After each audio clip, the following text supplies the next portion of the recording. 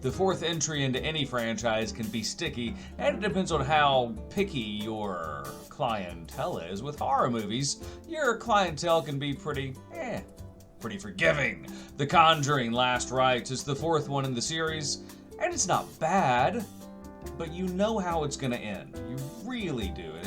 And if you hear that touch of disappointment in my voice, and that's what it is. I mean, the moment it starts, it's got a similar playbook, and you know the characters are going to live at the end. Not that you want anybody to die in a supposed story that's based in real life, but you know how it's going to end. And that's what's slightly disappointing about the film. It's got the same playbook, and it sticks to it. Plus, it's 2 hours and 15 minutes. When I checked the runtime going into the theater, I'm like, wow, that's a long time for a horror movie. It better maintain the pace. For the most part, it does. And so for a 2 hour and 15-minute horror movie, it really succeeds. However, it really could have used a haircut, and you would have bounced out of the movie theater with a bit more zip to your step. Not bad.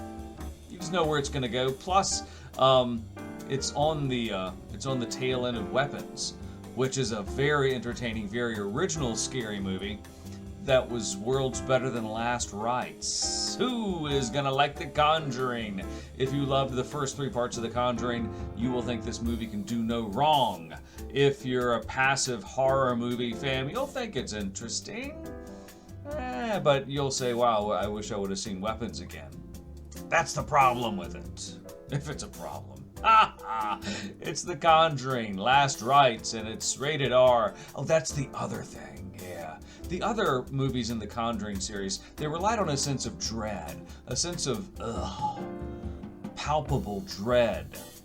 This movie has some dread, but it also has more special effects, more fake-outs, more dream sequences that were more annoying. The other 3 movies didn't have as many.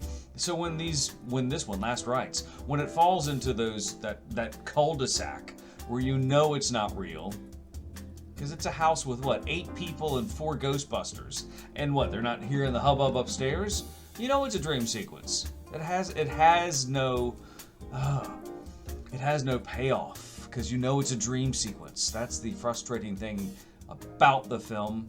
I mean, who needs CGI in this film?